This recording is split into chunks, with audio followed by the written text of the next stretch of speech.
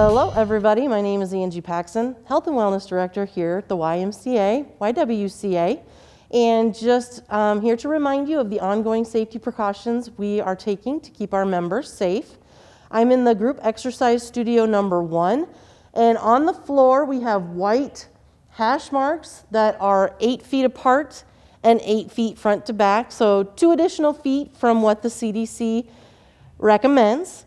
We have extra cleaning. We ask that all of our participants wipe down their equipment, every single piece of equipment when they're done using. We have paper towels and spray.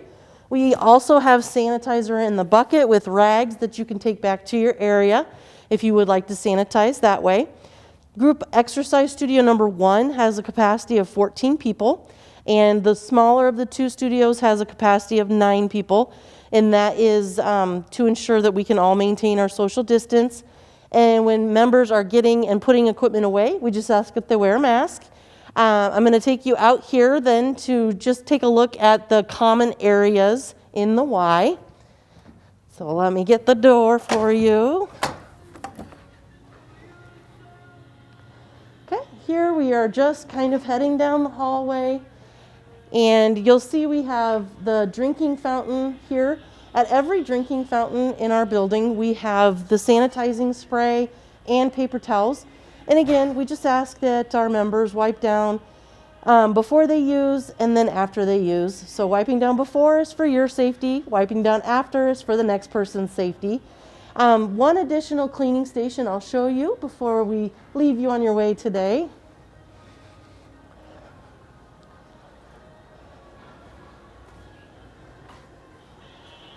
Make sure we don't get run over on the track. So we also have additional cleaning stations throughout the workout areas. So you'll just notice we've got the extra garbage cans with the spray and the paper towels. And those are located all throughout the building. So there shouldn't ever be a time that you're here that you are unable to find towels and spray. So again, this is just things that we are doing to help keep you safe, and we really hope to see you soon. Thank you. Hi, I'm Kim Ramirez here at the Marshalltown YMCA, YWCA. We're here in our gymnasium, and I've got Gary Ross back here behind me on the scaffold, and Gary's our facility manager. He's up there working on a camera. We have some security cameras all around our building and in the gymnasium as well, so he's working on that. And he's also working on a project to get cameras in the gym in order for us to be able to stream events, stream basketball games, futsal games, practices, things like that. We are hoping that we can fundraise for that and be able to provide this experience for people who maybe aren't able to be here in person to watch their grandkids, or you know, maybe they're at home for a short period of time, maybe just the cold like we've had lately. They just don't want to come out. But we know that people need to connect in many ways, and through digital and video means is a great way that people are learning that they can stay connected with those that they love. So we are working on that project, and we hope to have that up and running soon. A couple other things that we have going on at the Y. We've got our annual state swim meet that we host for YMCAs around the state. So that's 25 YMCAs that will be here March 6th and 7th over the weekend. And of course, we'll do things a little bit differently this year as we have lately with just safety, and we'll space people out, and we'll not allow as many competitors at a time as we have in the past. But we know it's going to be a great event, a time when a lot of people come into our community, a time when we have a lot of volunteers and hands on deck. And the main goal is to make it a great experience for the kids, because we want swimming and athletics to be a lifelong joy for them, and hopefully they'll come back and bring their kids and grandkids to experience it as well.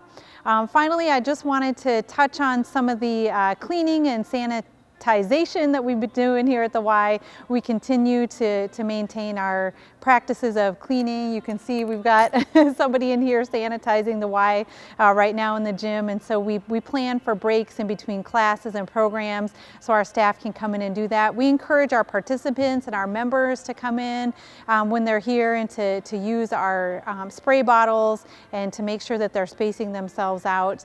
And then of course we're following any other safety protocols that, that are enacted in our area so that we can make sure it's a great experience for everybody. So you can see all this information on our website. It's www.ymca-ywca.org, or give us a call. It's 641-752-8658. Hi, my name is Pat Thompson. I'm Marshall County Public Health. I've been a nurse in public health 14 years now. And I know I've said this before, but when I started, the only thing I knew about public health was how to spell public health. I kid you not. And so through the years, I've learned a lot, and it's been a great ride. It's just a great job. It's like I tell people, I have the best job in the world, and some want to argue with me, but I still believe I'm the one that has the best job. So anyway, I'm glad you're here with me today. And guess what? COVID is, again, still here. It continues. And we're not going to spend the whole show talking about COVID, which is a relief, I know, but I have to get this out there. Yes, Craig's like, yes. But, you know, we are vaccinating with limited vaccine, and people want it, and I'm so grateful for that, because that's good for us, for people to get the vaccine, all right? So we want people to have it. There's still limited numbers, and we're still working hard to get the vaccine out. In fact, today, because of our storms that have happened, vaccine was delayed, and I did get notice that I would receive my dose almost 2 weeks later, or my shipment 2 weeks later, almost 2 weeks later than when it was supposed to arrive. So a week or 2 weeks? Oh well, whatever. Anyway, I'm getting vaccine now. It's 2 weeks. Anyway, I'm getting vaccine today at some point, and we'll just keep on plugging away and getting it to our healthcare providers in the community in Marshall County. So vaccine is actually given in Marshall County at healthcare providers' offices to age groups starting at 100 and working their way down. It's in bigger offices have more patients, so it's going to take just a teeny bit longer, but they've been vaccinating like crazy when they have vaccine to give. So please wait for your call. At this point, they'll call you when it's your turn, when they have a vaccine for you, when it's your turn to get the vaccine. It's all about having it in their hot little hands, all right? So that's what we're working toward. And also remember, these are hard words to say, but I believe we're going to be vaccinating for a long time, and there may be other boost doses required. Don't panic with that, but we're looking at, I'm looking at this as being something that's going to go on for a long time, up probably till Christmas. And if I'm wrong, I'll come and confess it all that I was wrong. So if I'm wrong, that's great, but be prepared that it's still going to go on, all right? And we still need to wear the mask. We know we have loosening of restrictions, and who doesn't want those? I want them also, but this is what we need to do, because things are changing all the time as far as the virus goes, and we need to be prepared and keep ourselves, the less risk, keep ourselves more protected. The less risk we have of getting it, the better off we are. So hang in there with me and do your best to keep going and doing the things that you've done. Now, I also want to remind you that the COVID vaccine isn't 100%, nothing is. All right, so if you have as we get older, our immune systems are not as robust, so remember that your immune system may not develop as well as a 20-year-old for sure, we know that, but just a fact, darn it. But anyway, we really need to still use those quote mitigation efforts, you know, that you've been working so hard on, and people have done a good job, because you really don't want the virus. I have people say, oh, I'm not afraid of the virus. Well, you should be respectful of the virus. If you have the virus, if you're sick, you need to act like you're sick. Know that, and take good care of yourself. And also you need to avoid it really at much cost. That means giving up some things you really want to do, because we don't know the long-term side effects, and I don't want to be a person that finds out. All right? So if you have the vaccine, still do the mitigation, still wear the mask, cover your cough, stay home if you're sick, you know, the whole public health thing, wash your hands, social distance, and do only essential activities. And as people go out more and more, it's going to be more obvious as we get along to see how this all works. And one more thing, I don't want to forget this, is that once you have the vaccine, it takes your body 2 weeks to really, on average, to actually build up resistance that you need, to build up the antibodies that you need. So after your first dose, you're about 80% ready to go or protected. And on your boost dose, about 28 days later, then you get higher percentage rates. So the second dose is very, very important. So don't skip that, because we really need you to have it so we can do the best we can. And someday when there's only one vaccine, a vaccine that only is one dose, that'll be my happy day, because it'll be way easier to give and talk people into, you know, encourage people. And sometimes it's hard to come back for a second dose, but do it anyway. Okay, please? Okay, so on to another topic here, yay. You know, actually spring's coming, I keep saying that. March 20th is the first day of spring, and I'm looking forward to that just as much as everybody else.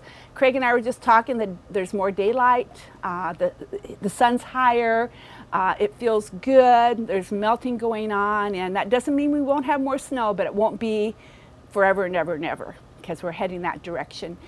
So this is a time of year when our little creatures in the world start popping out of their dens, and we'll see more animals out, and we really need to think about potential exposure to rabies. I did read that there are 5,000 animal rabies cases reported annually to the CDC. That's a lot. And actually, rabies is totally preventable in humans.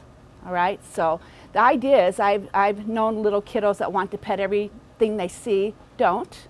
You know, you shouldn't be petting strange cats or dogs. You really shouldn't. We shouldn't be bothering wildlife, even though it's a squirrel in your yard forever.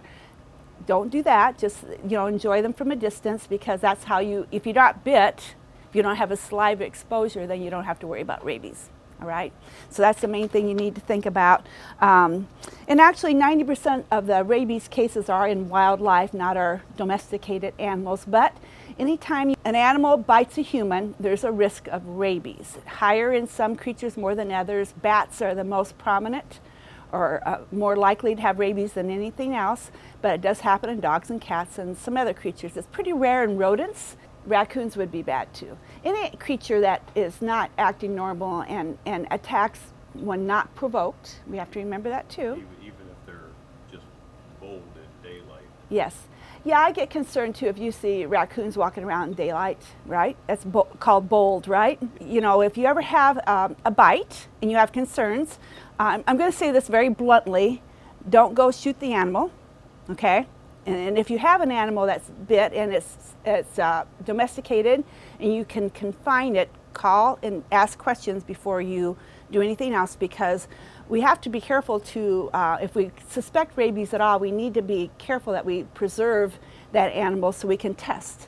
An animal that has been killed inappropriately, can I say it that way, that you need to, that can get rid of the evidence. And that means you have to have rabies shots. So that's the whole idea, is to avoid that. So it's not 911, but it is something that's urgent and you don't put off. All right, so it's not an emergency, but it is something you need to contact public health. You can always call me, because I have access to the Iowa Department of Public Health rabies control, and they have a line of their own that they answer rabies questions on, and it'll pick up as time goes along. So we have to make sure that we preserve the tissue of the animal so that we can test to see if they have rabies or not. And if they don't, then you don't have to have shots. But if they do, you definitely do. And if we don't have an animal to test, that means you need the vaccine, right? The rabies vaccine. And if we don't have an animal to test, and if we don't have one that we can test, that means you need the vaccine. And it's very urgent that public health. I've actually had to meet with a couple of people through my career of encouraging and making sure that they kept their appointments to get their vaccine against rabies, because it's that important. And actually, if you have a bite of any kind, make sure that you wash the wound very thoroughly with soap and water. And then you would go to if it was a wound that needed to be seen. And actually, if you have a suspect animal bite, you probably should be seen. Call your doctor anyway, and let them know what happened, okay? Because there's a consideration for having a tetanus vaccine and also answering questions and helping with testing of the animal if we have it. Now, if we don't have an animal, like I said, then we would have to go ahead with rabies if it was something to be concerned about. When I was a kid, it must have been a fear thing, but also probably things have evolved, okay? So it's a shot in the arm instead of remember the day when you had shots in your stomach? That was what we were told. Nowadays, actually, they do give immune globulin, a rabies immune globulin that gives you immediate protection against the rabies at the site. So you do get some little tiny, and they're little tiny needles, I've been part of that, at the site, whether it's your hand or whatever. And if you need that, so they're trying to make sure that they can protect you in the beginning immediately. And then you would test the animal for rabies. Hopefully you have one to do, okay? And then the other thing too is, well actually, okay, so you'd go in, we'll start at the beginning here. Go in, if you called the doctor and they had you come in, there would be wound cleaning that would happen. They would consider whether this was a potential rabies case. Phone calls would be made to, if we thought it would be, that type of thing. And then they would actually ask you to confine the animal and a safe place where no one else is around it, but safe, and for 10 days. And then if the animal is acting well, I actually have people take it to their vet just to make sure. And whether they have rabies shots or not, whether the animal has had rabies shots or not, it doesn't matter, because like I say, nothing's 100%. We want our animals to have rabies vaccination because it's really important and helps protect them, but nothing's 100%, so whether they had the vaccine or not, whether the animal had the vaccine or not, we would still run through all the testing that we need to do, or the confinement of the animal. And confinement is like in a crate, warm, a place to be. They get their food and water, but you observe them for 10 days, and then it's have a vet inspect them if everything seems to be going well. I ask people to do that for me because it's important to do. And then if everything's fine, then the animal does not need anything more than getting its vaccine if it hasn't had it, or you know, moving on from that. So wounds need to be cleaned.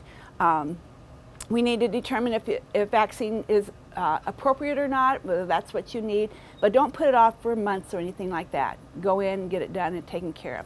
So one of the most, the animal that has the most likely to be rabid is a bat. And I did have years ago this experience. I always like to share it. First of all, the first bat, they said, you have to cut off the head. Someone said that to me on the phone. I said, I don't think I can do that. And that's not my job. That's for a veterinarian to have it done properly. Okay, so thank goodness for that.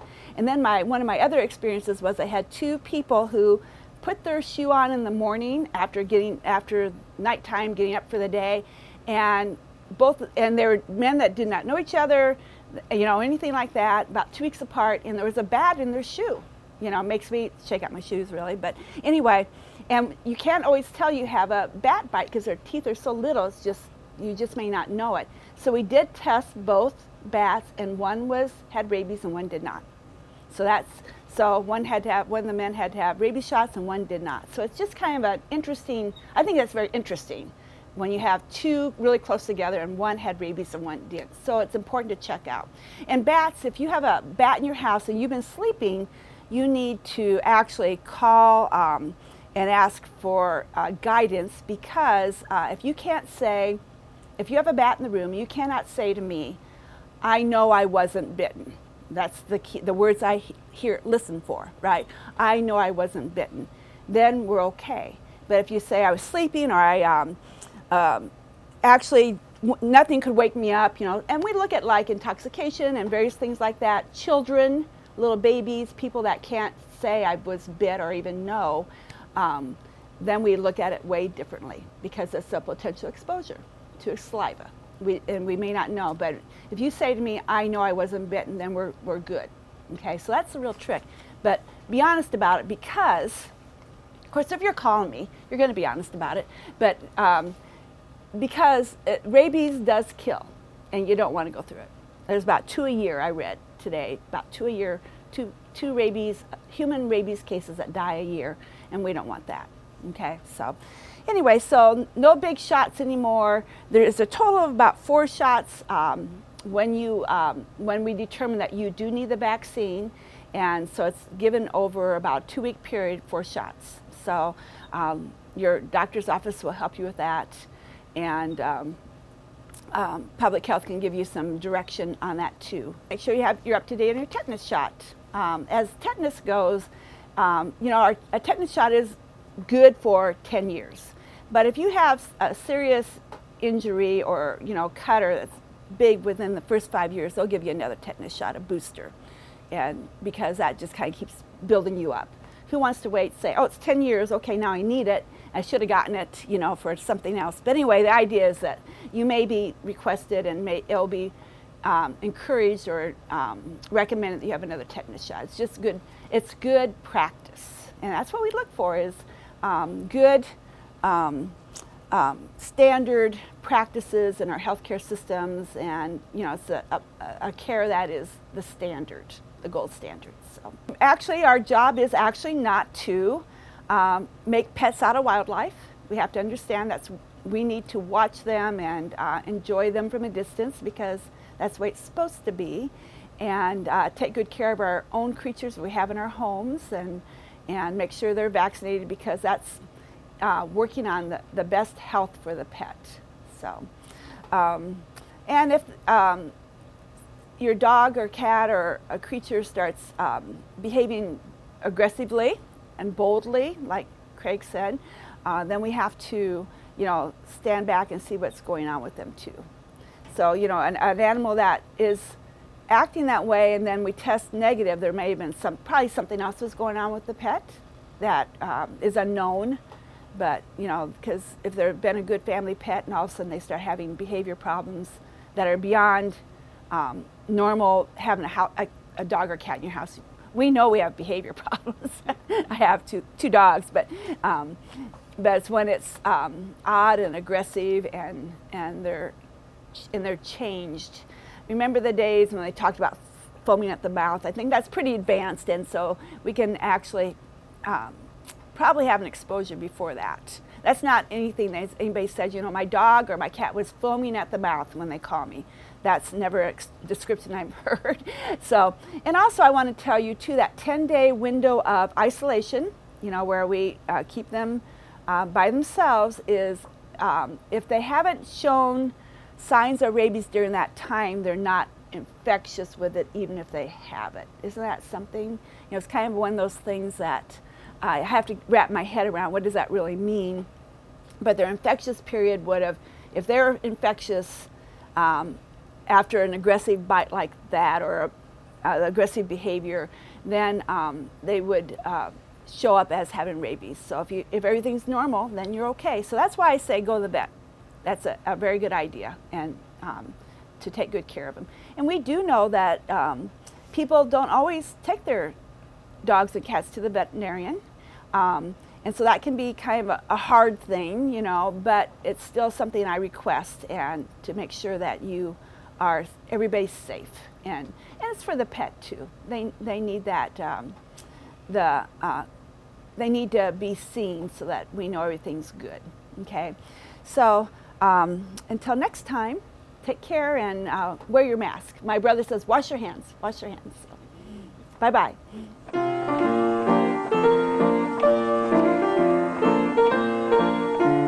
Hi, I'm Michelle Roseborough Halverson with the Historical Society of Marshall County.